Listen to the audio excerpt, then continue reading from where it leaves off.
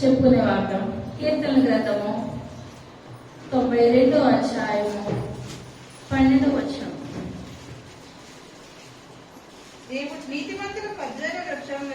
నీతిమంతులు ఖర్జూర వృక్షం వలె మొగ్గు వేయుదురు. లెబానోను మీద దేవదారు వృక్షం వలె వారు ఎదుగుదురు. ఎలా ఎదుగుతారంటే దేవదారు వృక్షం వలె. చిన్న ప్రార్థన చేస్తున్నాను.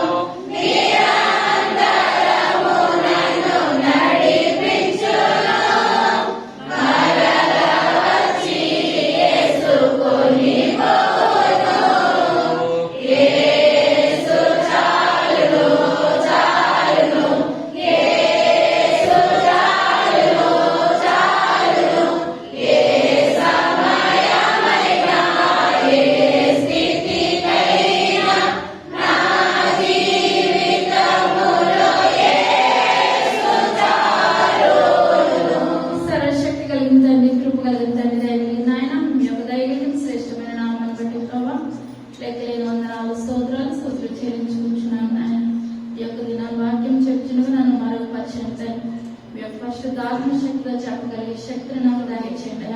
వినగలిగే శక్తిని బిడ్డలందరికీ దయచేయండి. వాక్యానుసారమైన జీవితాలను అందరికీ దయచేయండి. వీటి వల్ల విశ్వాసం కలుగుతుందన్నారు ప్రభావ.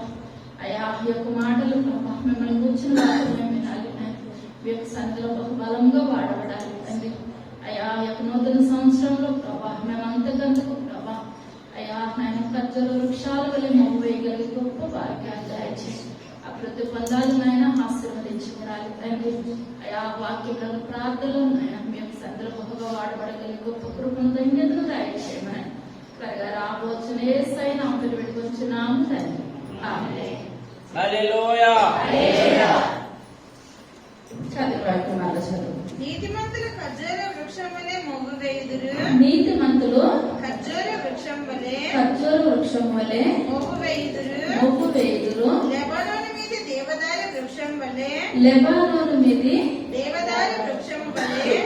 వారు ఎదుగుదురు. చాలా ఇప్పుడు ఎలా ఎదగాలంటే లెబానోను మీద దేవదారు వృక్షం వల్లే మనం ఎదగాలంట. నీతిమంతులు అనగా ఎవరండి? నీతిమంతులు అనగా ఎవరు? మనమే. దేవుని పిల్లలమైన మనమే. మనందరం కూడా యేసయ్య రక్తంలో కడగబడిన వారము.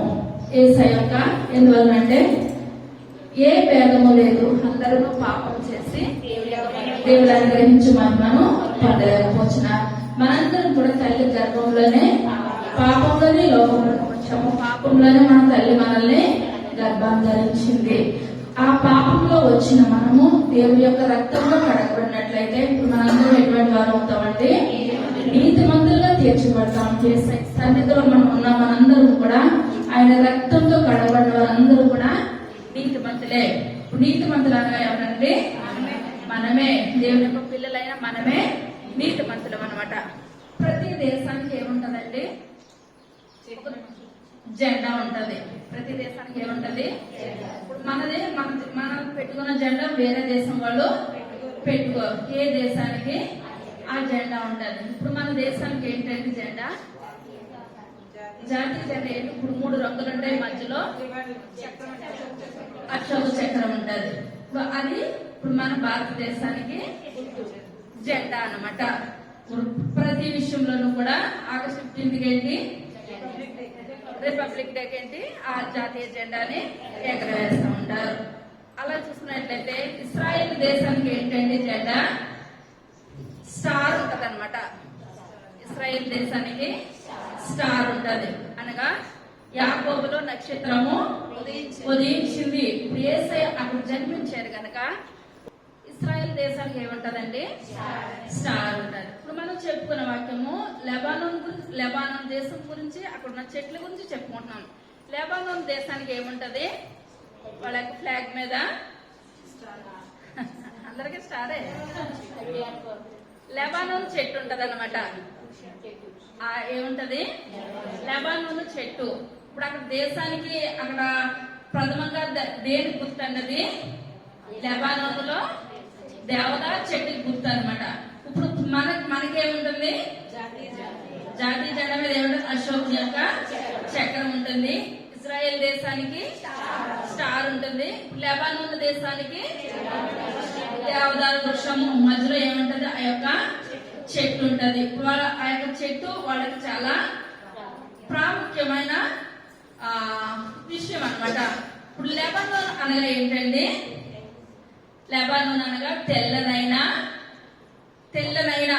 అక్కడ మంచుతో కప్పబడి ఉంటది అనమాట. లెబానోన్ అనగా తెల్లనైన అని అర్థం అనమాట. లెబానోన్ అనగా దేవదారు వృక్షం అనగా స్థిరమైన, బలమైన. లెబానోన్ అనగా తెల్లనైన మంచుతో కప్పబడి ఉంటది. లెబానోన్ అనగా తెల్లనైన, అదొకటి అర్థం వస్తుంది. లెబానోన్ అనగా స్థిరమైన, బలమైన. లెబానోన్ వృక్షం ఎలా ఉంటది? స్థిరంగా ఉంటది, బలంగా ఉంటది. ఇప్పుడు దేనికి కూడా తొట్టిలో పడే జీవితమే ఎంత మాత్రం కూడా ఉండదు అనమాట. మత్తయి సువార్త 7వ అధ్యాయము 24వ వచనం.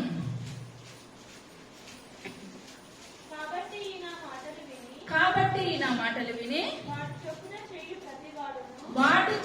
చేయు ప్రతి వాడును బండ మీద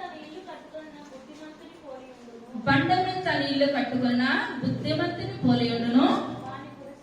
వాన కురిసెను, వరదలు వచ్చెను,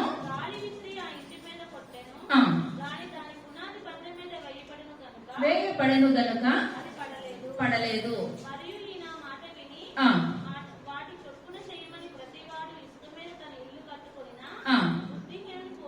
బుద్ధిహీనని పోలి ఉండెను. వరదలు వచ్చెను. చాలండి. ఇప్పుడు బుద్ధిమంతుడు ఎక్కడ కడతాడంటే తన యొక్క ఇల్లు బండ మీద కడతాడు. బండ మీద కట్టినప్పుడు వానలు వచ్చినా, వరదలు వచ్చినా ఏ మాత్రం కూడా తృప్తులు పట్టన్నది ఉండదు. బుద్ధిహీనుడు ఎక్కడ కడతాడు? ఇసుక మీద కడతాడు. చాలా మంది నేనే తెలివైన దాన్ని, నేనే తెలివైన మగవాడు ఉన్నారంటే నాంత తెలివితేటలో వేరే వాళ్ళకి లేవనుకుంటారు. అన్ని తెలిసి అన్న వాళ్ళు ఎక్కడ కడతారండి? గృహాన్ని ఇసుక మీద కడతారు. వానలు వస్తాయి, వరదలు వస్తాయి, కొట్టుకెళ్ళిపోయినప్పుడు తెలుస్తుంది వాళ్ళకి ఏమని, నేను కట్టింది బండ మీద కాదు, ఇసుక మీద కట్టారని అనేసి. కానీ ఇప్పుడు మన జీవితాలు ఎక్కడ ఉండాలండి? ఇసుక మీద ఉండాలా, లేకపోతే బండ మీద ఉండాలా? బండ మీద ఉండాలి. బండ మీద మన జీవితాలు, మన యొక్క బ్రతుకులు బండ మీద ఉన్నట్లయితే ఎటువంటి సాతాను శ్రమలు పెట్టినా, లోకానుసారంగా ఆ యొక్క శరీరానికి బలహీనతలు రావచ్చు, ఆర్థికంగా మనకు బలహీనతలు రావచ్చు, ఏదైనా మనకి సాతాను పెట్టడానికి చూస్తూనే ఉంటాడు. అదే మనం బండ మీద పదిలంగా నిల్చున్నట్లయితే ఏ దుష్టుడు మనల్ని ఎటువంటి వరదలు వచ్చినా, భయంకరమైన కష్టాలు వచ్చినా, నష్టాలు వచ్చినా దేవుడే మనకు తోడుకున్నట్లయితే లోకాన్ని అంతటిని కూడా మనము జయించేస్తాము. ఇప్పుడు ఇక లెబానోన్ చాలా ఎత్తుగా ఎదిగిపోద్ది అనమాట. 180 అడుగులు ఎత్తు అనమాట. దాదాపు 30-40 అంతస్తులు ఎంత ఎత్తు ఉంటాయో అంత ఎత్తుగా, ఆకాశానికి అంతగా ఈ యొక్క చెట్టు ఎదిగిపోద్ది అనమాట. అంత ఎదిగిపోతుందంటే దాని వేర్లు భూమికి లోనకంటే వెళ్ళిపోతాయి. ఇప్పుడు మన జీవితాలు కూడా దేవుని సన్నిధిలో ఎలా ఉండాలండి? లోతుగా, ఎంత లోతుగా మనం ఉంటామో దేవుని సన్నిధిలోనూ అంత దగ్గరగా చేరిపోతాం అనమాట. లోతు ఎక్కువయ్యే కొద్ది కూడా మన పునాది గట్టిగా ఉండే కొద్ది పైన ఎన్ని అంతస్తులు వేసినా సరే ఏమాత్రం కూడా చెక్కు చెదిరే విధానం ఉండదు అనుకుంటా. విధానం ఉండకూడదు అని అనుకుంటే మనం ఎక్కడ ఉండాలండి? బండ మీద ఉండాలి. ఇప్పుడు లెబానోన్ చెట్టుని ఎవరు నాటారంటారు? దేవాది దేవుడే నాటాడు అనమాట ఈ యొక్క చెట్టు. కీర్తనల గ్రంథము 104వ కీర్తన 16వ అధ్యాయము. యెహోవా వృక్షములు తృప్తి పొందుచున్నవి. ఆయన నాటిన లెబానోను దేవదారు వృక్షములు తృప్తి పొందుచున్నవి. చాలా. ఇప్పుడు ఎవరు నాటారండి ఒక చెట్టుని? దేవుడే నాటాడు. లెబానోన్ చెట్టుని దేవుడే నాటాడు, లోతుగా నాటాడు. అది ఎంత లోతుగా వెళ్తుందో అంత పైకి ఎత్తుకి ఎదిగిపోతుంది అనమాట. ఇప్పుడు ఇశ్రాయేల్ ప్రజల్ని ఐగుప్తులోంచి తెచ్చి దేవుడు ఎక్కడ నాటాడండి? వాళ్ళని కానానులో నాటాడు. ఇశ్రాయేల్ ప్రజలందరినీ కూడా ఐగుప్తులోంచి పట్టుకొని వచ్చి కానానులో నాటాడు. ఇప్పుడు మనల్ని ఎక్కడ నాటాడండి దేవుడు? దేవుడు నామానికి వందనాలు. సంఘంలో నాటాడు అనమాట.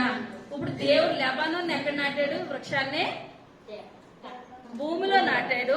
ఇప్పుడు ఇశ్రాయేల్ ప్రజల్ని కానానులో నాటాడు. ఇప్పుడు మనల్ని ఎక్కడ నాటాడండి? సంఘంలో నాటాడు. సంఘంలో నాటబడిన మనము ఎలా ఉండాలి? దేవదారు వృక్షం వలె. అర్థమవుతుందంటారా? దేవదారు వృక్షం వలె. ఇప్పుడు ఆయన చెట్టు నాటినప్పుడు చెట్టు మాట ఆలకించింది, అంతకంతకి అభివృద్ధి చెందుతుంది అనమాట. ఇప్పుడు మనల్ని నాటాడు దేవుడు. ఇప్పుడు మనం ఏ రకంగా ఉన్నాము? మనం ఏం చేసుకోవాలి? పరీక్ష చేసుకోవాలి, మనం జ్ఞాపకం చేసుకోవాలి. అదే మొదటి రాజుల గ్రంథము 4వ అధ్యాయము 33వ వచనం. మరియు లెబానోనులో ఉండు దేవదారు వృక్షమునే గాని గోడలో నుండి ముడుచు. చాలండి. ఇప్పుడు ఎక్కడ ఉంటదంటండి? లెబానోను అన్న దేశంలో ఉంటదంటండి. ఏముంటది? దేవదారు వృక్షము. అక్కడ సొలొమోను మహారాజు వృక్షాలన్నిటి గురించి రాస్తూ మొట్టమొదటిగా రాసిన వృక్షం ఏంటండి? లెబానోను. లెబానోను వృక్షంలాగా మనం ఎలా ఉండాలి? స్థిరంగా ఉండాలి, బలముగా ఉండాలి, ఎత్తైన ప్రదేశంలోనికి ఎదగాలన్నమాట. ఆది కాండము 18వ అధ్యాయం మొట్టమొదటి వచనం.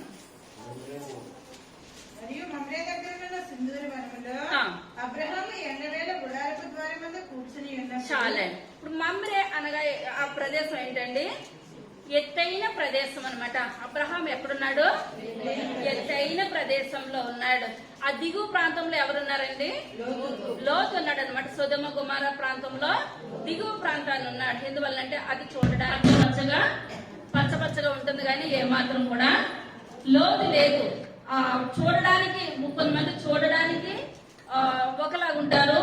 ఆ దేవుని సన్నిధిలో మనం ఎలా ఫలిస్తున్నాం అన్నది ఒక రకం కింద ఉంటది. మనం వచ్చామన్నది కాదు, కానీ మనం ఏం చేయాలండి?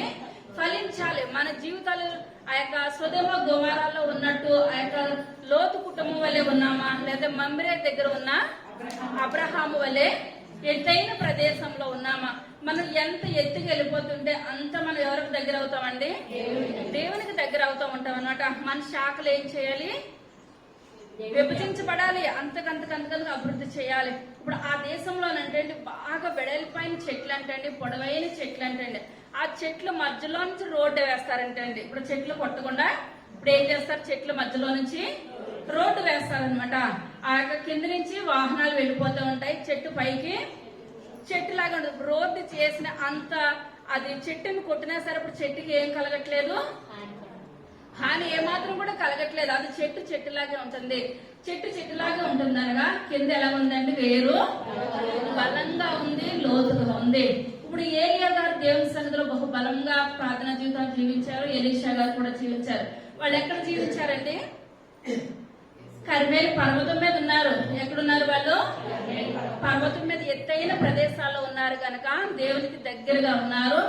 దేవుని ద్వారా వాళ్ళు అనేకమైన మేలులు పొందుకున్నారు. వాళ్ళు పొందుకోవడమే కాకుండా అనేకమైన వారిని దేవుని సన్నిధానానికి నడిపించడానికి వీలైందనగా ఇప్పుడు వాళ్ళు ఎక్కడున్నారు? ఎత్తైన ప్రదేశంలో. ఇప్పుడు ఏలియా, ఎలీషా కర్మేలు పర్వతం మీద ఉన్నారు. అబ్రహాం గారు ఎక్కడున్నారండి? మమ్రే దగ్గర ఉన్నారు. వీళ్ళు దేవునికి దగ్గరగా ఉన్నారు. అదే లోతు కుటుంబం ఎక్కడున్నది? పచ్చని ప్రదేశం కింద, సొదొమ గుమొర్రా కింద. మనం కిందది ఏమాత్రం కూడా ఎంచుకోకూడదు అనమాట. అదే హోషేయ గ్రంథము 14వ అధ్యాయము 5వ వచనం. చెట్టులకు మంచు ఉండునట్లు నేను అతని కుందును. తామర పుష్పము పెరుగునట్లు అతడు అభివృద్ధి నందును. లెబానోను పర్వతము దాని వేళ్ళు తన్నునట్లు వారు తమ వేళ్ళు తన్నుదురు. చాలా లెబానోను వేరు ఎలా ఉందంటే హోషేయ భక్తులు మాట్లాడుతున్నారు. లోపల కంటే వేర్లు ఉన్నాయన్నమాట. లోపల కంటే వేర్లు ఉన్నాయి కనుకనే ఇప్పుడు చెట్టు ఎలా ఉందండి? చెట్టులకు మంచు ఉండునట్లు నేను అతనికి ఉందని అనమాట. ఇప్పుడు అది పెరుగుతూ అభివృద్ధి చెందుతుంది. అభివృద్ధి చెందిన కింద ఆ లోన కింద నుంచి నీరు తీసుకుంటుంది, పైనుంచి ఇప్పుడు ఏం తీసుకుంటుందండి? మంచు, గాలి అన్ని కూడా తీసుకుంటుంది కనుక ఆ చెట్టు ఎలా ఉంటుందండి? అభివృద్ధి చెందుతుంది, ఫలాలు ఇస్తుంది, అనేకమైన వారికి ఆశ్రయం ఇస్తుంది, అనేకమైన వారికి దీవెనకరంగా ఉంటుంది అనమాట ఆ యొక్క చెట్టు. తర్వాత కీర్తన గ్రంథము 80వ అధ్యాయము 10వ వచనం. దాని నీడ కొండలను కప్పెను, దాని తీగల దేవుని దేవదారు వృక్షంలను ఆవరించెను. చాలా మళ్ళీ చదవండి. దాని నీడ కొండలను కప్పెను, దాని నీడ కొండలను కప్పెను, దాని తీగలు దేవుని దేవదారు వృక్షంలను ఆవరించెను. దాని తీగలు ఎలా ఉన్నాయంటండి?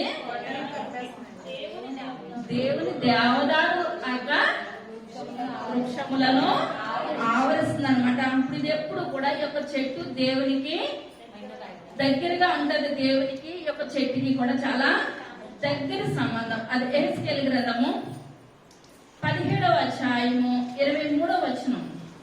ఇశ్రాయేలు దేశంలోని ఎత్తుగల పర్వతం మీద నేను దానిని నాటగా అది శాఖలు విడిచి బహుగా ఫలించు శ్రేష్టమైన దేవదారు చెట్టును, సకల జాతుల పక్షులను దానిలో గూళ్ళు కట్టుకొనును, దాని కొమ్మల నీడని అవి దాగును, మరియు యెహోవానగు నేనే ఘనమైన చెట్టును నీచమైనది గాను, నీచమైన చెట్టును ఘనమైనది గాను చేయువాడననియు. చాలా ఇప్పుడు ఒక చెట్టు, ఇప్పుడు ఆ చెట్టు బ్రతకడమే కాదండి, అనేకమైన జంతువులకు నీడనిస్తుంది.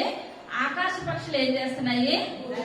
గూళ్ళు కట్టుకున్నాయి. ఆ యొక్క చెట్టు గుబురుగా ఎదుగుతుంది కనుక ఆ గూడులు కట్టుకున్నా సరే, ఆ యొక్క గుబురులోంచి ఏ వర్షం వచ్చినా సరే ఇప్పుడు పక్షులకు ఏం అవ్వట్లేదు, ఎటువంటి హాని కానీ ఏది కూడా కలగట్లేదు. దీని ద్వారా ఇప్పుడు పక్షులకి అందరికీ కూడా నీడగా ఉంటుంది, ఆశ్రయంగా ఉంటుంది. ఇప్పుడు మనం ఎవరికన్నా నీడను కల్పిస్తున్నామా? మనము పరీక్ష చేసుకోవాలి. ఆశ్రయాన్ని మనము కల్పిస్తున్నామా? మన ద్వారా ఒక కుటుంబము దీవెనకరంగా ఉంటుందా, లేకపోతే ఒక కుటుంబం మన ద్వారా శపించబడుతుందా? మనం ఏం చేయాలండి? ఒక నోరు లేని చెట్టు ఇప్పుడు ఎవరిని రక్షిస్తుంది? పక్షులను అనమాట. ఆకాశ పక్షులన్నీ కూడా అక్కడికి వచ్చి ఏం చేస్తున్నాయి? గూళ్ళు పెట్టుకుంటున్నాయి అనమాట.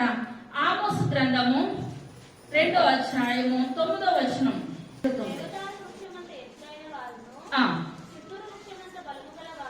సింధూర వృక్షమంతా బలము గల వారగు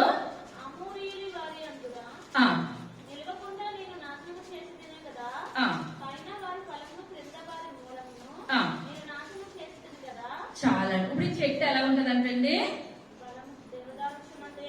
ఎత్తు అనగా 180 అడుగుల ఎత్తు ఉంటది అనమాట. చెప్తున్నాను కదా, 30 అంతస్తులు 40 అంతస్తుల బిల్డింగ్ ఎంత ఎత్తు ఉంటుందో అంత ఎత్తు ఉంటది, అంత బలంగా కూడా ఈ యొక్క చెట్టు ఉంటది. ఇప్పుడు ఎత్తు ఉంటది, బలం ఉంటది. ఇంకోటి ఏంటంటే ఈ యొక్క చెట్టులో ఉన్నది సువాసన ఎక్కువ వస్తుంది అంటే చెట్టు దగ్గరికి వెళ్ళి, ఇప్పుడు ఎవరైనా సరే ఆ యొక్క చెట్టు దగ్గరికి వెళ్ళి కాసేపు ఆ చెట్టుల్లో తిరిగి మనం బయటకు వచ్చినట్లయితే ఇప్పుడు మనందరికి కూడా ఏ వాసన వస్తుంది?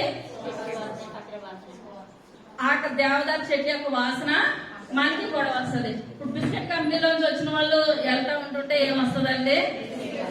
బిస్కెట్ వాసన చాలా దూరం వెళ్ళిపోద్ది. చాక్లెట్ కంపెనీలోకి వెళ్ళి వచ్చిన వాళ్ళు చూస్తుంటే చాక్లెట్ వాసన అనమాట. ఇప్పుడు ఏంటంటే వాళ్ళు ఉదయం అంతా అక్కడ ఉంటారు కనుక అదంతా కూడా వాళ్ళు పట్టేసేసి వాళ్ళు నడుస్తుంటే ఏం వస్తుందో వాళ్ళ దగ్గర అదే స్మెల్ వచ్చేస్తుంది. ఇప్పుడు మనం దేవదారు చెట్ల దగ్గరికి వెళ్ళి అక్కడ మనం కాసేపు అక్కడ చెట్ల చుట్టూరు తిరిగితే మన దగ్గర ఏం వాసన వస్తుందండి? అదే వాసన. నువ్వు దేవదారు చెట్ల దగ్గరికి వెళ్ళావా, నీ దగ్గర ఏం వాసన వస్తుంది? ఆ యొక్క చెట్ల వాసన వస్తుందని ఎదుటి వాళ్ళు చెప్తారు అనమాట. పరమగీతాల గ్రంథము 4వ అధ్యాయము 11వ వచనం. ప్రాణేశ్వరి లొలుకుచున్నట్టున్నవి, నీ జిహ్వ క్రింద మధుర క్షీణములు కలవు, నీ వస్త్రంలో సువాసన లెబానోను సువాసన వలె ఉన్నది. చాలండి. ఇప్పుడు ఈ యొక్క సోలోమిత్ దగ్గర వస్త్రాలు ఎలా వాసన వస్తున్నాయంటండి? లెబానోను సువాసన అనమాట.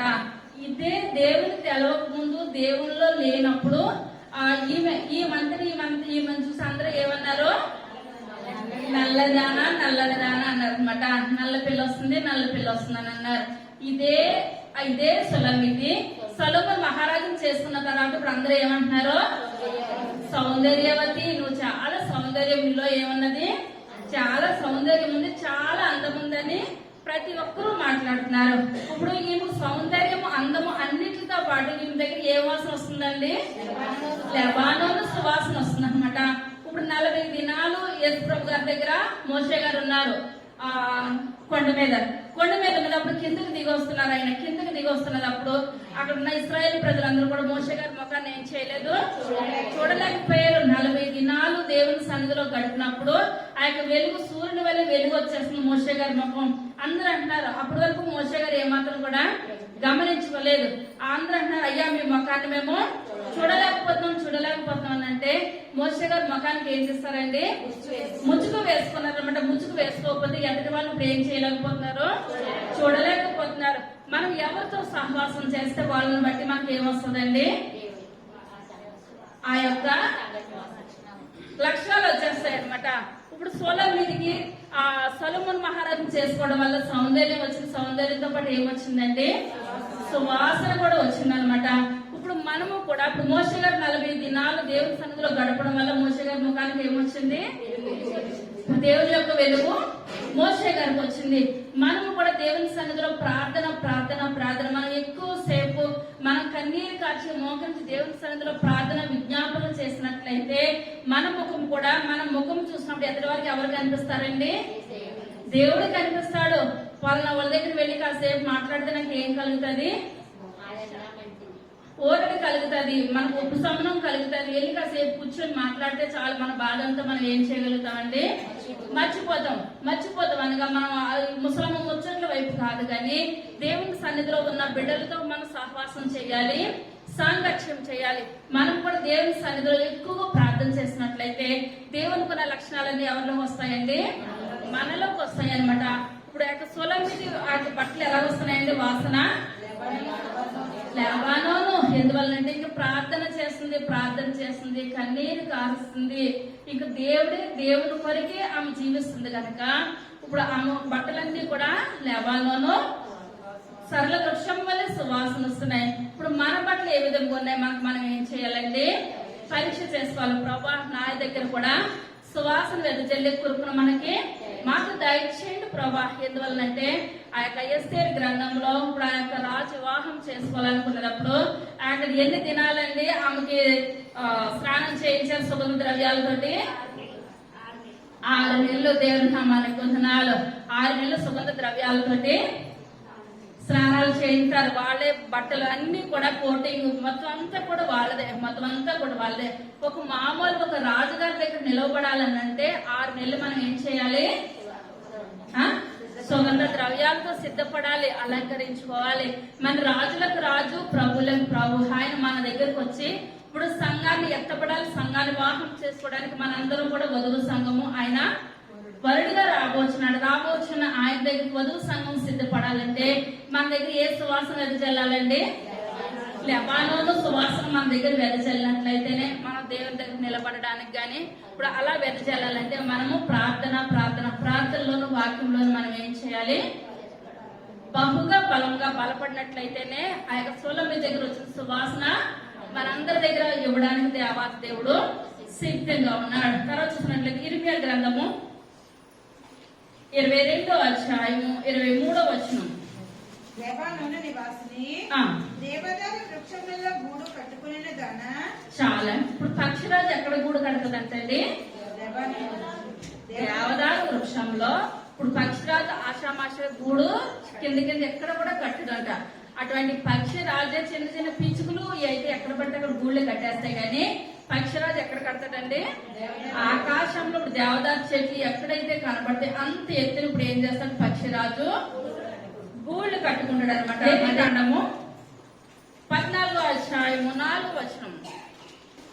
యాజకుడు పవిత్రత పొందే గోరివాణి కొరకు సజీవమైన 2 పవిత్ర పక్షులను, దేవదారు కర్రను, రక్తవర్ణము గల నూలును, హిస్సోపును తెమ్మని ఆజ్ఞాపింపబడెను. అప్పుడు యాజకుడు పారు నీటిపైని వంటి పాత్రలో ఆ పక్షులలో ఒకదానిని చంపని ఆజ్ఞాపించి సజీవమైన పక్షిని, ఆ దేవదారు కర్రను, రక్తవర్ణము గల నూలును, హిస్సోపును తీసుకుని పారు నీటిపైన చంపిన పక్షి రక్తములో ఆ. వాటిని సజీవమైన పక్షిని ముంచి ఆ. కుష్టు విషయంలో పవిత్రత పొందగోరు వాని మీద ఆ. 7 మార్లు ప్రోక్షించి వాడు పవిత్రుడని నిర్ణయించి ఆ. సజీవమైన పక్షి ఎగిరిపోవునట్లు ఆ. దానిని వదిలివేయవలెను. ఆ. అప్పుడు అపవిత్రత పొందగోరు వాడు ఆ. తన బట్టలు ఉదుకుకొని ఆ. తన రోమమంతటిని క్షౌరము చేసుకుని నీళ్లతో స్నానము చేసి పవిత్రుడగును. చాలా. ఇప్పుడు ఆ యొక్క దినాల్లో ఆ యొక్క కుష్టి వ్యాధి ఎక్కువగా ఉండేదని మనం చెప్పుకున్నాం. కుష్ఠరోగులు ఎక్కడ ఉంటారండి? ఊరి చివరు ఉంటారు అనమాట. పాలెం వెలుపలు ఉంటారు. పాలెం వెలుపలు ఉన్నప్పుడు వాళ్ళలో ఉన్న కుష్టి తగ్గిపోయిందని నిర్ధారణ వచ్చినప్పుడు వాళ్ళు ఎక్కడికి రావాలి? యాజకం దగ్గరికి రావాలి. యాజకం దగ్గరికి వచ్చినప్పుడు 2 పక్షులు పట్టుకు రావాలి. యాజకం దగ్గర ఏముండాలంటే ఫస్ట్ మళ్ళీ చదువుకున్నాం 4. యాజకుడు పవిత్రత పొందగోని వారి కొరకు ఆ. సజీవమైన ఆ. 2 పవిత్ర పక్షులను ఆ. దేవదారు కర్రను. చాలా. ఇప్పుడు 2 పక్షులు కావాలి. దేవదారు కర్ర కావాలి. ఇప్పుడు కర్ర 2 పక్షులు పట్టుకొని ఇప్పుడు ఆ యాజకుడు ఇప్పుడు ఏం చేస్తాడంటే ఓ పక్షిని చంపేస్తాడు, ఒక పక్షిని ఏం చేస్తాడండి సజీవంగా ఉంచుతాడనమాట. ఇప్పుడు పారే నీరు అనగా దేనికి సాదృశ్యం అండి? వాక్యానికి సాదృశ్యము, పరిశుద్ధాత్మకి సాదృశ్యము. ఇప్పుడు నిలవబడిన నీళ్ల దగ్గర కాదు, ఆ నీరు ఏం చేయాలి? పారుతా ఉండాలి. పారుతున్న నీళ్ల దగ్గర తీసుకొని వెళ్తాడు యాజకుడు. తీసుకొని వెళ్ళి ఒక పక్షిని ఏం చేస్తాడండి చంపేస్తాడు, ఒక పక్షిని సజీవంగా ఉంచుతాడు. ఇప్పుడు ఆ చంపిన ఆ యొక్క రక్తంలో కర్రను ఏం చేయాలండి ముంచాలన్నమాట. ఆ యొక్క ముంచి ఒక పక్షిని ఇప్పుడు ఏం చేయాలి? కుదిరేసేయాలి. ఇప్పుడు ఇదంతా చేయడానికి ఇప్పుడు ఏ కర్ర కావాలని యాజకుడికి? దేవదారు కర్రే. వేరే కర్ర ఏది కూడా పని చేయదన్నమాట. ఇప్పుడు దేవదారు కర్రతో ఈ విధముగా చేస్తేనే అతనిలో ఉన్న వ్యాధి పోయి ఇప్పుడు అతను ఏం చేస్తాడు? మామూలుగా పాలెం సమాజంలో అతను చేరతాడు. ఈ పని చేయనంత సేపు కూడా ఆ యొక్క వ్యాధి వచ్చిన వ్యాధిగ్రస్తులు ఎక్కడికి చేరడండి? ఊర్లోకి ఎంత మాత్రం కూడా చేరే విధానం అంటూ లేనే లేదు. అది ఎహెజ్కేలు గ్రంథము 31వ అధ్యాయము 3వ వచనం. అశూరీయులు లెబానోను దేవదారు వృక్షమైనట్టుండిరి. చాలా. ఇప్పుడు అశూరీయులు ఎలా ఉన్నారంటే దేవదారు వృక్షముగా ఉన్నారు. ఇప్పుడు అశూరీయులు ఇప్పుడు ఏం చేస్తారు? అస్తమానం చెప్పుకుంటాం మన వాక్యం. అశూరీయులు ఏం చేస్తారు? 10 గోత్రాల వారిని కూడా చెరకు తీసుకెళ్లిపోయారు అనమాట. అప్పుడు వరకు అనుకున్నారు గిరిజా భక్తుడు చెప్పాడు, ఎహెజ్కేలు గారు చెప్పారు, ఎంత మంది చెప్పినా ఇప్పుడు 10 గోత్రాలు కూడా చెరకు వెళ్ళిపోతున్నాయి అని చెప్పినా ఎంత మాత్రం కూడా వాళ్ళు ఎంత మాత్రం కూడా నమ్మలేదు. మేము వినమంటే వినమన్నారు కానీ అందులో 10 గోత్రాల్లో ఒక్కరు కూడా మాట వినే మనుషులు ఎంత మాత్రం కూడా లేరు. ఇప్పుడు అనుకున్నారు మేమే బలవంతులం కదా, మేమే శక్తివంతులం కదా, మమ్మల్ని ఎవరు వచ్చి ఇక్కడి నుంచి తీసుకెళ్లిపోతారు, ఇక్కడ అడుగు పెట్టేవారు లేరు, మమ్మల్ని తీసుకెళ్లే వాళ్ళు కూడా ఎంత మాత్రం లేరని అనుకున్నారు. ఇప్పుడు చదివి మళ్ళీ చదువుకుందాం. అశూరీయులు లెబానోను దేవదారు వృక్షమైనట్టుండిరి. చాలండి, ఒక్క మాట చాలు. ఎలాగున్నారంటే అశూరీయులు దేవదారు వృక్షం అంత బలమైన వారు. ఇప్పుడు దేవదారు వృక్షమే ఆకాశానికి అంటేస్తుంది. కింద లోతు ఉంది, పైన ఎత్తు ఉంది. ఇప్పుడు దాన్ని మించిన చెట్టు ఇంకో చెట్టు ఏది కూడా లేదని అనగా ఇప్పుడు ఆశ్రమాషిగా కొన్ని చెట్లు ఇప్పుడు ఏం చేస్తాయండి? గడ్డి చెట్లు వాటికి అయ్యే పెరిగిపోతాయి. ఎండ వచ్చినప్పుడు వాటికి అయ్యే ఇదైపోతాయి అనమాట. గడ్డి పువ్వు ఉందంటే ఆ రోజుకే సాయంకాలం అయ్యేటప్పటికి వాడిపోతాయి. దాని వైభవము కాసేపే. అలాగా ఇప్పుడు ఈ యొక్క లెబానోన్ చెట్టు వైభవం కాసేపు అంటారా? అవి 3,000 సంవత్సరాలు 4,000 సంవత్సరాలు ఒక్కొక్క చెట్టు అయితే 5,000 సంవత్సరాలు కూడా ఏం చేస్తుందంటండి బ్రతుకుతుంది అనమాట. అంత ఆయుష చెట్టుకి ఎంతండి?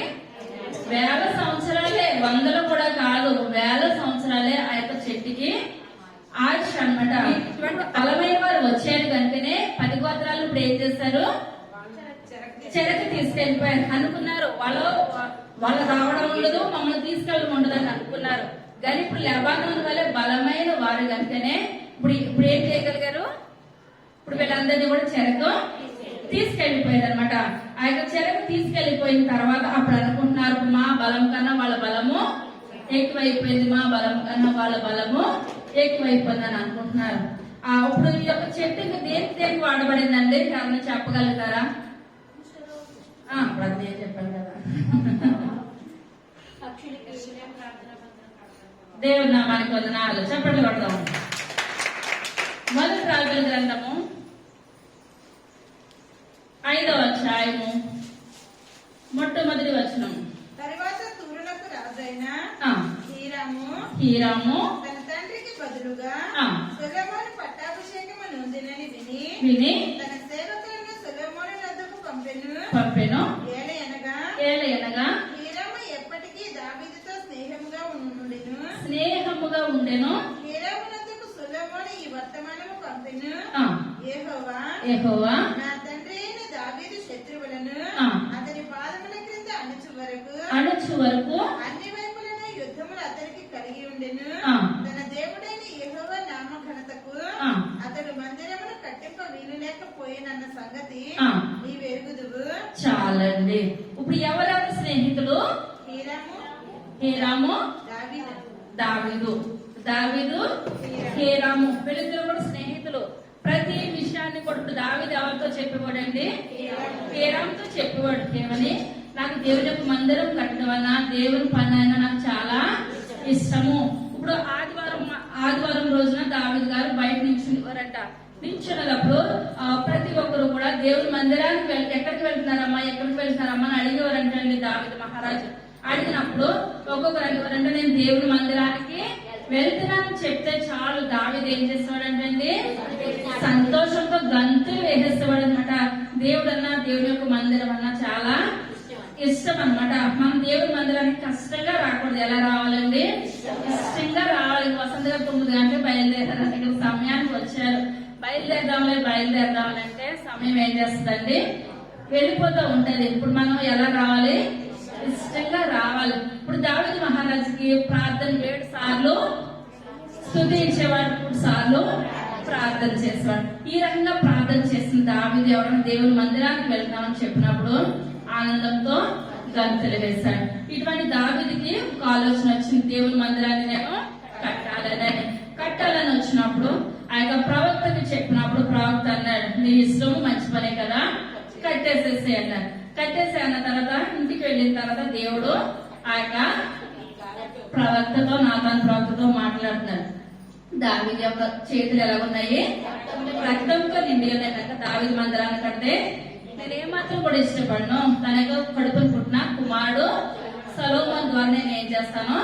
నా మందిరాన్ని నేను కట్టించుకుంటాను, కానీ దావీదు కట్టిన మందిరము నాకు వద్దు అని చెప్పినప్పుడు వెంటనే మళ్ళా ప్రవక్త దావీదు దగ్గరకు వచ్చి దేవుడు ఇలాగ అన్నాడని చెప్పినప్పుడు కొంచెం బాధపడినా పోలే నాకు కట్టుకుని పుట్టిన కుమారుడే కదా మందిరాన్ని కడతాడని దావీదు ఏం చేస్తాడండి? సంతోషించి ఆయన మందిరానికి తగిన బంగారం ఏంటి, వెండి ఏంటి, ప్రతిదీ దావీదే సిద్ధపరిచేసాడు. దావీదు సిద్ధపాటు చేసిన తర్వాత వాళ్ళిద్దరూ మాట్లాడుకొని ఉంటారు. ఆయన మందిరం కట్టడానికి ఇప్పుడున్న దేవదారు చెట్లు నాకు కావాలి అని తండ్రి అడిగి ఉండొచ్చు కనుక అప్పుడు దావీదు చనిపోయాడు. ఇక్కడికి వచ్చేటప్పటికి 5వ అధ్యాయంలో చనిపోయినప్పుడు తన కుమారుడు మందిరాన్ని కట్టాలనుకున్నప్పుడు తనలో ఉన్న మాట అంతా చెప్తున్నాడు. ఎందువల్లంటే దావీదు జీవించినంత కాలం కూడా యుద్ధాలు ప్రతి రోజు కూడా భయంకరమైన స్థితి యుద్ధాలతో ఉండేది. కానీ సొలొమోను మహారాజు వచ్చిన ఆ యొక్క 40 సంవత్సరాలు కూడా ఎక్కడ కూడా యుద్ధాలు లేవు, శాంతి సమాధానం. ఆ యుద్ధాలు లేవు కనుకనే ఇంక రోజుకో పెళ్లి చేసేసుకునేవాడు అనమాట. సొలొమోను మహారాజు 700 మంది భార్యలు, 300 మంది ఉపపత్నులు. వాళ్ళకి ఇల్లులు కట్టడం, బంగారు గిన్నెలు ప్లేట్లు చేయించడం ఇదే పని అయిపోయింది అనమాట సొలొమోను మహారాజుకి. సొలొమోను కాలంలో ఏంటంటే ఆయన పెళ్లిళ్ళు చేసుకుంటే యుద్ధాలు లేవు, ఏది కూడా లేదు. ఆ వాతావరణం అంతా ప్రశాంతంగా ఉంది. ఇప్పుడు 700 మంది భార్యలు, 300 మంది ఉపపత్నులు. ఈ విధంగా వెళ్ళిపోతుంది. ఫస్ట్ అయితే ఆయన జీవితము మంచిగానే ఉంది. ఇప్పుడు మంచిగా ఉన్న సమయంలో ఇప్పుడు సొలొమోను మహారాజు తన యొక్క విషయం అంతా కూడా ఎవరికి చెప్పుకున్నాడండి? హీరాముకి చెప్పుకున్నాడు. నా తండ్రి నీతో స్నేహం చేసేవాడు కదా, ఇప్పుడు నా తండ్రి మందిరాన్ని కడతానన్నప్పుడు దేవుడు వద్దు, నా ద్వారా కట్టిస్తానని దేవుడు చెప్పాడు కదా. నేను మందిరాన్ని కడదామని అనుకుంటున్నాను. ఇప్పుడు దానికి తగిన కలప నువ్వేం చేయాలి? నువ్వు ఏర్పాటు చేయాలి. మీరున్న దగ్గర ఆ యొక్క లెబానోన్ ప్రాంతంలో ఆ యొక్క దేవదారు వృక్షాలు ఉంటాయి కనుక అప్పుడు ఆ వృక్షాలన్నీ కూడా ఎక్కడికి రావాలి? యెరూషలేముకి రావాలి. ఒక మందిరానికి రావాలి. మందిరానికి సరిపడానికి కలప అంతా కూడా మీరే సిద్ధపాటు చేయాలని ఇప్పుడు లేఖ రాసి ఇచ్చారనమాట. తర్వాత తన దేవుడైన యెహోవా నామఘనతకు అతడి మందిరమును కట్టింప వినలేకపోయిన సంగతి నీ వెరుగుదువు. ఇప్పుడు శత్రువు ఒకడును లేకుండాను అపాయమేమీ కలుగకుండాను నా దేవుడైన యెహోవా నలు దిశలను నాకు నెమ్మది దయచేసి ఉన్నాడు. కాబట్టి నీ సింహాసనం మీద నేను నీకు బదులుగా కూర్చుండబెట్టు నీ కుమారుడు నా నామఘనతకు ఒక మందిరమును కట్టించుమని యెహోవా నా తండ్రి అయిన దావీదునకు సెలవిచ్చినట్లు నా దేవుడైన యెహోవా నామఘనతకు మందిరమును కట్టించుటకు నేను ఉద్దేశము గలవాడనై ఉన్నాను. లెబానోనులో దేవదారు మ్రాణులను నరికించుటకై నాకు సెలవిమ్ము. నా సేవకులను నీ సేవకులను కలిసి పనిచేయుదురు. మ్రాణులను నరుకుట యందు సీదోనీయులకు సాటి అయిన వారు మాలా ఎవరనూ లేరని నీకు తెలియను గనుక నీ ఏర్పాటు చొప్పున నేను నీ సేవకుల జీతము నీకు ఇచ్చేదను అనెను. హీరాము సొలొమోను చెప్పిన మాటలు విని బహుగా సంతోషపడి ఈ గొప్ప జనమును ఏలుటకు జ్ఞానము గల కుమారుని దావీదుకు దయచేసిన యెహోవాకు ఈ దినమున స్తోత్రము కలుగునుగాక అని చెప్పి ఇప్పుడు ఇదంతా కూడా దీని బాధంతా కూడా ఆ హీరాము ఆయన విన్నప్పుడు ఇప్పుడు ఏం కలుగుతుందని అతనిలోనూ సంతోషము. మాట మాట్లాడుతుంటేనే ఇంత మంచిగా ఉంది లేఖ రాసినప్పుడు. ఎందువల్లంటే నాకు ఫ్రెండ్కి ఎటువంటి పిల్లలు వచ్చారు? జ్ఞానం కలిగిన పిల్లలు, తెలివైన పిల్లలు. మన పిల్లల కన్నా పక్కింటి పిల్లలు మంచిగా ఉంటే మనకి ఏమనిపిస్తుందండి?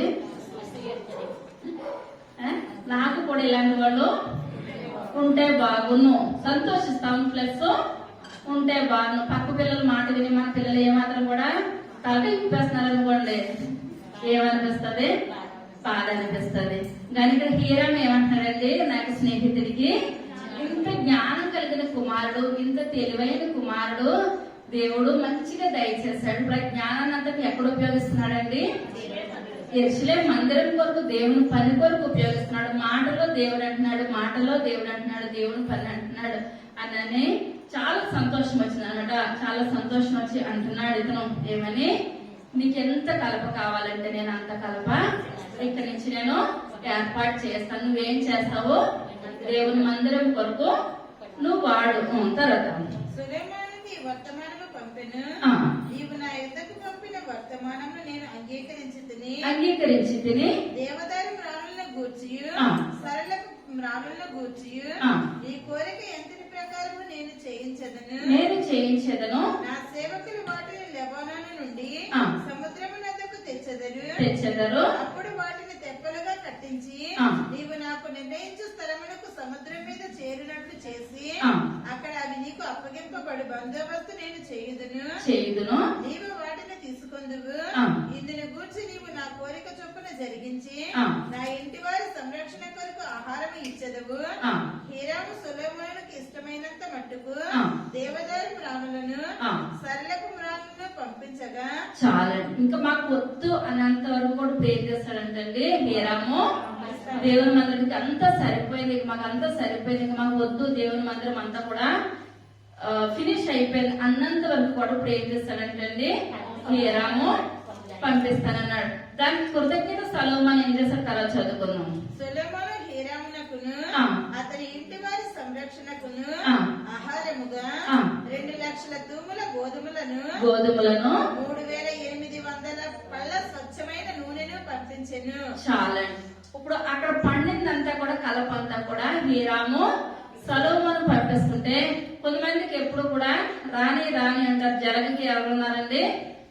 ఇమ్మని 3 కూతుర్లు ఉన్నారు. మా ఇంటికి వస్తావు ఏం చేస్తావు? మీ ఇంటికి వస్తాను ఏం పెడతావు? అంటారని మా ఇంటికి వస్తావు ఏం చేస్తావు? మీ ఇంటికి వస్తున్నాను ఏం పెడతావు? ఇదే జీవితం అనమాట వాళ్ళకి. అయ్యో ఒకసారి వాళ్ళు పెట్టారు, మన రివర్స్ మనము పెట్టాలి అన్నది ఏది కూడా లేదనమాట. కానీ ఇప్పుడు అంత కలప పంపిస్తా ఉంటుంటే సొలొమోన్ అంటున్నాడంటే నా దగ్గర పండింది నేనేం చేస్తాను వాళ్ళకి పంపిస్తాను అని. అక్కడ ఆ హీరమేమో కలప పంపిస్తుంది, ఇక్కడి నుంచి సొలొమోన్ ఏం చేస్తున్నాడండి గోధుమలు నూనె వాళ్ళకి సరిపడినంత ఇంకా ఎక్కువగా కూడా ఇప్పుడు ఏం చేస్తున్నాడంటే సొలొమోను పంపిస్తున్నాడు. ఇప్పుడు 5వ అధ్యాయం 6వ అధ్యాయం వీరింటికి వెళ్ళి చదువుకోవడం తెలుస్తుంది. ఎందువల్లంటే మనం ప్రతి విషయంలో కూడా కృతజ్ఞత చెల్లించాలి. ఇప్పుడు కూడా తీసుకునే వారంగా కాదు, కానీ మన చేతులు ఎలా ఉండాలండి ఇచ్చే చేతులుగా. మన దేవుడు మనల్ని ఏం చేయాలి, ప్రభా నేను ఒకరిని చూసే చేతులుగా, ఒకరికి పెట్టే చేతులుగా నా చేతులు ఆశీర్వదించండి ప్రభా అని మనం ప్రార్థన చేయాలి. ఇప్పుడు ఇక్కడ మొట్టమొదటిగా ఇప్పుడు సొలొమోను కట్టిన ఆ యొక్క దేవాలయము ఎన్నో దేవాలయం అండి.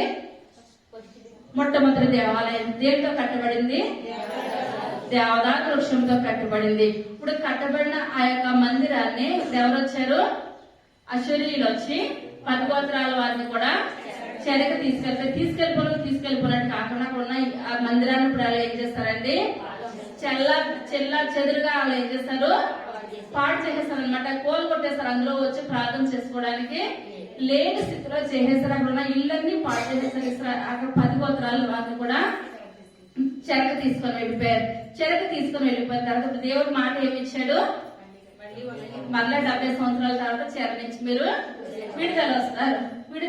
ఇప్పుడు చెరకు వెళ్ళిపోయిన తర్వాత 70 సంవత్సరాలు అయినాయి.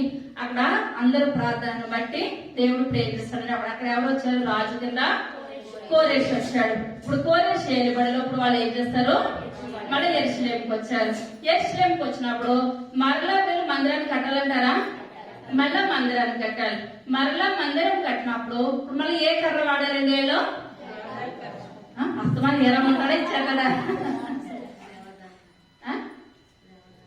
రెండవ మందిరానికి దేవదారు ఖర్చు. రెండవ మందిరం దేంతో కట్టారు, ఎస్రా గ్రంథము 3వ అధ్యాయం 7వ వచనం. మరియు వారు కాసేవారికి వడ్రవారికి ద్రవ్యమునిచ్చిరి. అదియు కాక పారసీక దేశపు రాజైన కోరేషు తమకు సెలవిచ్చినట్లు దేవదారు ప్రాణులను లెబానోను నుండి సముద్రం మీద యొప్పే పట్టణమునకు తెప్పించుటకు.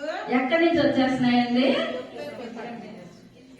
మళ్ళీ ఏం ప్రాణులు వచ్చేస్తున్నాయి, దేవదారు ప్రాణులే. ఇప్పుడు మొదటి కట్టిన మందిరానికి ఏ చెక్క, దేవదారు చెక్క. రెండోసారి కట్టిన మందిరానికి కూడా కోరేషును ప్రేరేపించి దేవుడు ఏ కర్రను ఉపయోగించారండి, మళ్ళా దేవదారు కర్రే. ఇప్పుడు మనం అనుకోవచ్చు ఆ టేకు ఉన్నది, ఇప్పుడు రకరకాల చెక్కలు ఉన్నాయి కదా, మంచి ఇంకా గట్టి చెక్కలు ఉన్నాయి. మరి ఇన్ని చెట్లు ఉండగా దేవుడి మందిరానికి ఇప్పుడు దేవదారు చెట్టు ఎందుకు ఉపయోగపడింది, ఎవరికన్నా ఆలోచన వస్తుందంటారా? సువాసన ఎదురుజెళ్తుంది, దేవుడు నామని పొందాలి. ఇంకా స్థిరంగా బలంగా ఉంది. ఇంకా తేగ చెట్టు కూడా స్థిరంగా బలంగా ఉంటది. దేవునికి దగ్గరగా ఉన్నది అనమాట. చెట్టు ఎలా ఉందండి, దేవునికి దగ్గరగా ఉంది, విశాలంగా ఉంది. ఇప్పుడు అన్నిటికన్నా ముఖ్యం ఏంటంటేనండి, ఆ చెట్టు ఎప్పుడు కూడా తుప్పు పట్టదంట. ఏంటండి, చెక్క చెదలో పట్టదు. ఆ భూమిలో పెట్టినా ఎక్కడ పెట్టినా సరే ఆ చెట్టు ఏమవుదో. ఇప్పుడు కొన్ని మనం తలుపులు చేయించుకుంటాం, చెక్కలు చేయించుకుంటాం, కొన్ని రోజులుగా ఏమైపోతాయి, చెదలు పట్టేస్తాయి, పురుగులు పట్టేసేస్తాయి, ఎందుకు పనికి రాకుండా అయిపోతుంది. కానీ దేవదారు యొక్క చెట్టుకున్న లక్షణం ఏంటంటే తుప్పు పట్టదు. తుప్పు పట్టదనగా ఇప్పుడు ఆ చెట్టుని ఎవరు నాటారు, దేవుడే నాటాడు. దేవుడు నాటిన చెట్టు చెదలు పట్టదు, తుప్పు పట్టదు. ఇప్పుడు మనల్ని ఎక్కడ నాటాడు, సంఘంలో నాటాడు. సంఘంలో నాటే మనం ఇప్పుడు ఎలా ఉండాలండి, చెదల పట్టణం, తుప్పు పట్టణం. ఏమనాలి, ఎందువల్లంటే సైతాన్ గాడు వచ్చేసి నువ్వు దేవుడి మందిరానికి వెళ్తున్నావు, దేవుడు నీకు ఏం చేశాడు, నీ భర్త మారాడా, నీ భార్య మారిందా అని భర్త దగ్గరికి వస్తాడు. నీ పిల్లలు నీ మాట వింటున్నారా, ఇదంతా ఏంటంటే అదొక రకమైన అపవాదం పెట్టి పురుగు అనమాట. ఆ యొక్క చెద్దల కింద అపవాదం మనల్ని ఏం చేస్తుంది, తినేస్తా ఉంటది.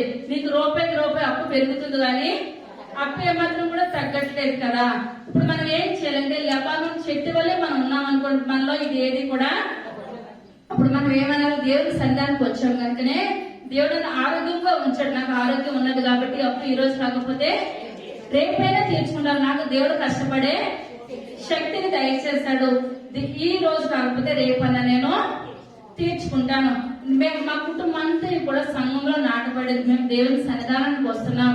దేవుడు మన లెబానోను చెట్టు వల్ల మమ్మల్ని ఏం చేస్తాడు, దీవిస్తాడు, ఆశీర్వదిస్తాడు. మన బలమై ఈ రకంగా మనం ఉన్నట్లయితే మన దగ్గరికి ఏది రాదండి, సాతాను రాదు. మన దగ్గర చెదలు, పురుగులు, అనారోగ్యం, ఇరుకులు, ఇబ్బందులు ఏది కూడా మనలోనూ ఉండే విధానం లేదు. ఎహెజ్కేలు గ్రంథము 31వ అధ్యాయము 3వ వచనం. అశ్షూరీయులు లెబానోను దేవదారు వృక్షమైనట్టుండిరి. దాని కొమ్మలు శృంగారములు, దాని గుబురు విశాలము, దాని కొన బహు ఎత్తైనందున మేఘములకు అంటెను.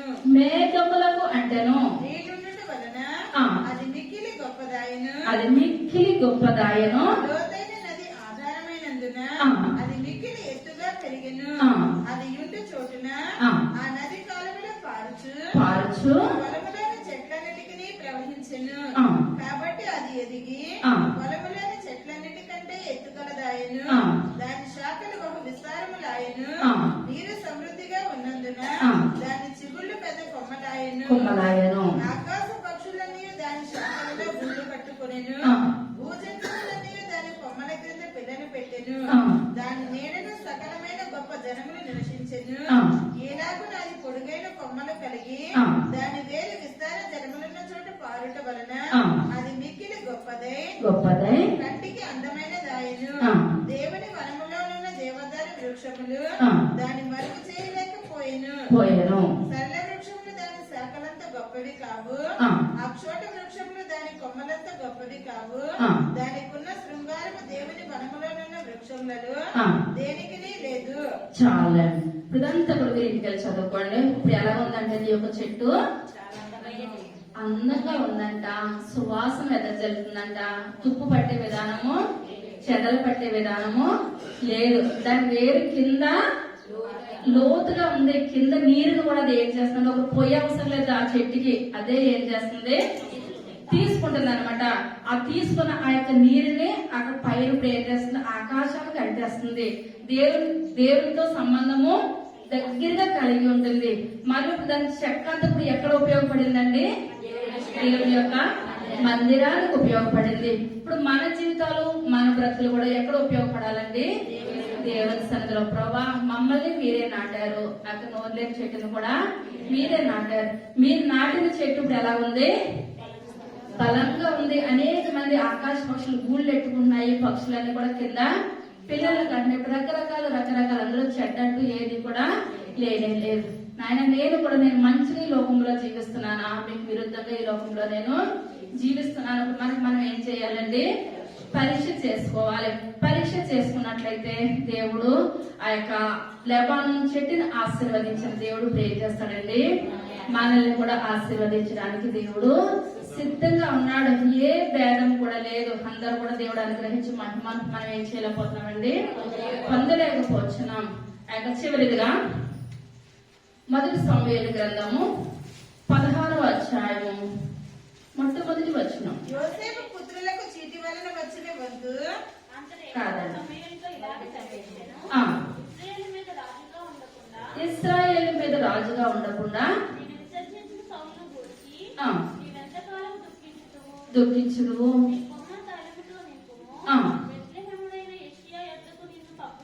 పంపుచున్నాను.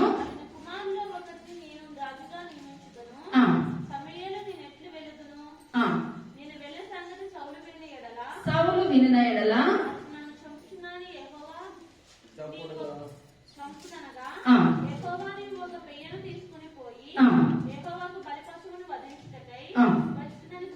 చెప్పి అప్పుడు నీవు చేయవలసిన దాన్ని నీకు తెలియజేతును. ఎవరి పేరు నేను నీకు చెప్పుదును అతని నీవు అభిషేకింపవలని సెలవీయగా సమూయేలు యెహోవా ఇచ్చిన సెలవు చొప్పున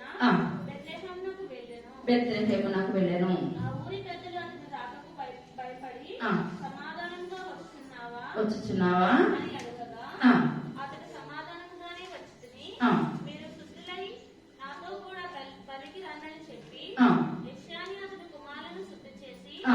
బలి అర్పించెను. బలి అర్పించను. వారు వచ్చినప్పుడు అతడు ఏలీయాబును చూసి నిజముగా యెహోవా అభిషేకించువాడు ఆ, ఆయన ఎదుట నిలిచి ఉన్నాడని అనుకొనెను. చాలా. ఇప్పుడు ఇక్కడ ఆ యొక్క సమూయేలు తోటి దేవుడు మాట్లాడుతాడు అనమాట. ఎందువల్లంటే సౌలుని చాలా ఆశీర్వదించాడు దేవుడు. ఎంత ఆశీర్వదించాడంటే ఇంత అంత కూడా కాదు. ఆశీర్వదించినప్పుడు సౌలుకు ఇప్పుడు ఏం కలిగింది? రాజ్యము లోకము ఇదే తప్ప దేవుణ్ణి మర్చిపోయాడు. దేవుడు మర్చిపోయాడనని ఆయన సొలొమోను చాలా కన్నీరు కారుస్తున్నాడు. కన్నీరు కారుస్తుంటే దేవుడు అంటున్నాడు ఆ యొక్క సమూయేలు తోటి, సమూయేలు నువ్వు కన్నీరు కార్చొద్దు, మంచి కుమారుడు ఎక్కడున్నాడు? యెషయా కుమారులో ఒకరు. పలానా మనిషి అని చెప్పలేదు సమూయేలుకి. అక్కడికి వెళ్ళు, నేను నీతో మాట్లాడతాను. అక్కడికి వెళ్ళిన తర్వాత అందులో యెషయాని ఆ కుటుంబాన్ని పిల్లలందరూ కూడా తీసుకొని వచ్చినప్పుడు నేను ఎవరినైతే ఆకాశం నుంచి మాట్లాడతానో ఆశీర్వదిస్తానో ఆ కుమారుని నేను రాజు కింద అభిషేకిస్తానని చెప్పినప్పుడు అంటున్నాడు ఆ యొక్క సమూయేలు, అయ్యా ఈ విషయం సౌలుకు తెలిసినట్లయితే సౌలు నన్ను ఏం చేస్తాడో చంపేస్తాడు. అటువంటిది ఏది లేదు, నేను చూస్తాను కదా, నువ్వు అక్కడ బలి అర్పించి నువ్వేం చేస్తావు, నువ్వు అక్కడికి వెళ్ళమని చెప్పినప్పుడు ఆ యొక్క సమూయేలు ఆ యెషయా ఇంటికి వచ్చాడు. యెషయా ఇంటికి వచ్చినప్పుడు అక్కడ వాళ్ళందరూ కూడా కంగారు పడతారు. బాబా ఒక ప్రవక్త వచ్చేసారు, ఇక్కడ ఏదైనా కీడు జరుగుతుందా, ఇక్కడ ఏదైనా లోపం జరుగుతుందా అంటే యెషయా ఈయన అంటున్నది ఏ కీడు కాదు, నేను మంచి కొరకే సమాధానం కొరకే వచ్చాను కానీ ఇబ్బంది పెట్టడానికి అయితే నేను రాలేదు అని చెప్పినప్పుడు యెషయాని పిలిచి నీ కుమారులందరినీ తీసుకొని రా, నేనేం చేస్తాను అందులో ఒకరినే నేను ఆశీర్వదిస్తాను, వాళ్ళు రాజు కింద పట్టాభిషేకం చేస్తానని చెప్పినప్పుడు ఆ యొక్క కుమారులందరిలో కూడా మొట్టమొదటి కుమారుడు ఎలియాబు అనమాట. ఎలియాబు చాలా ఎత్తైన వాడు, అందమైన వాడు, ఆ రాజుకున్న ఆ యొక్క పోలికలన్నీ కూడా ఉన్నాయన్నమాట. అప్పుడు ఈయన నడుచుకుంటూ వస్తూ ఉంటుంటే సమూయేలు అనుకుంటున్నాడు తైల పుట్టును పట్టుకొని వెళ్ళి ఆయన వస్తుంటే అనుకుంటున్నాడు, అమ్మో దేవుడు కోరుకోరు మంచోనే పట్టుకున్నాడు, తిని ఎత్తు బాగుంది, అన్ని హైట్ వెయిట్ అన్ని కూడా బాగున్నాయి అని అనుకుంటుంటే ఆశీర్వదించేద్దాం అనుకుంటున్నాడు సమూయేలు గారు.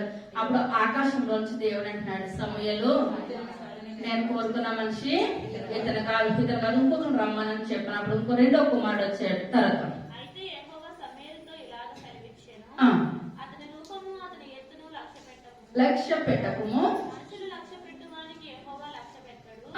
నేను అతని త్రోసివేసి ఉన్నాను, మనుషుల పైరూపము లక్ష్య పెట్టుదురు గాని యెహోవా హృదయమును లక్ష్య పెట్టెను.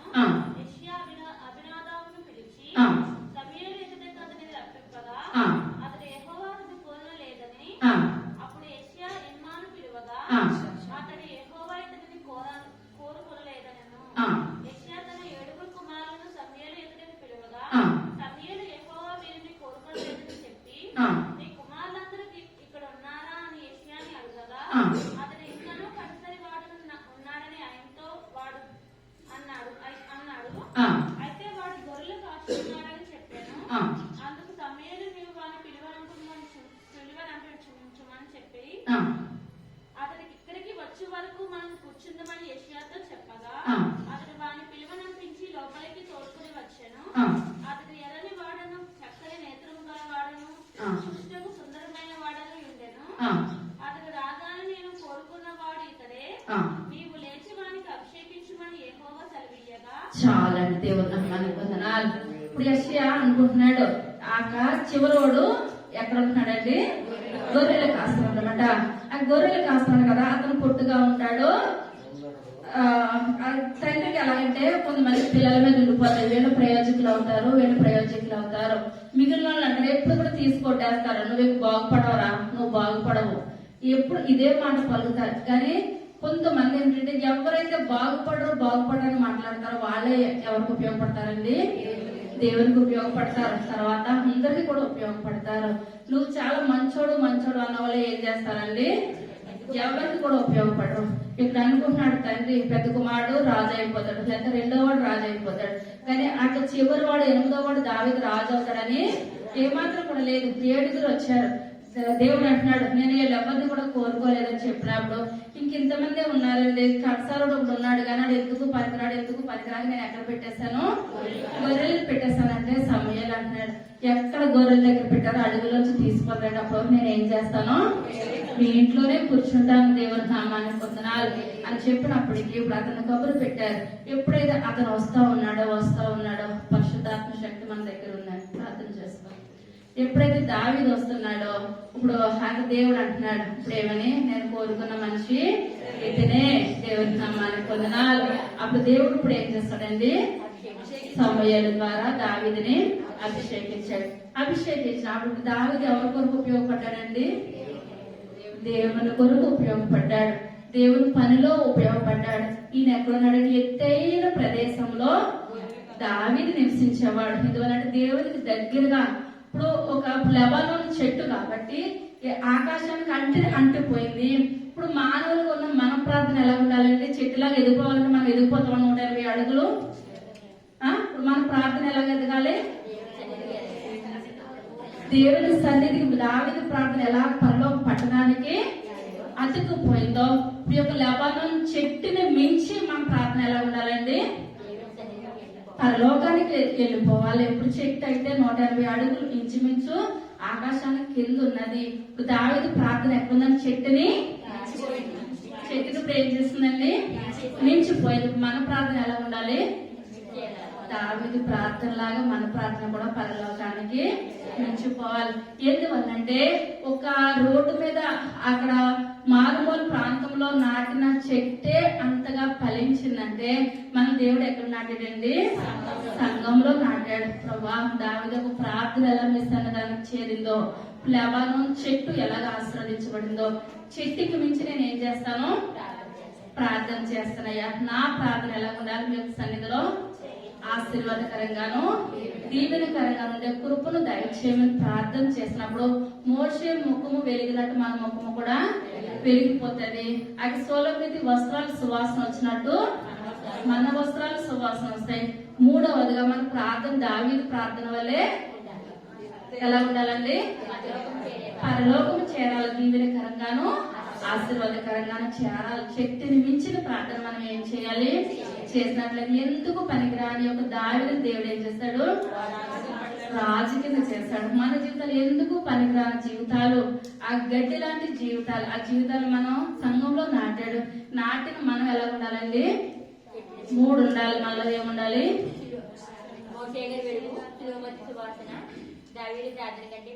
మించిపోవాలి. అలా మించిపోతున్న వాళ్ళందరూ పైకి లేచి నిల్చుందాం. మిగిలిన వాళ్ళు కూర్చోండి.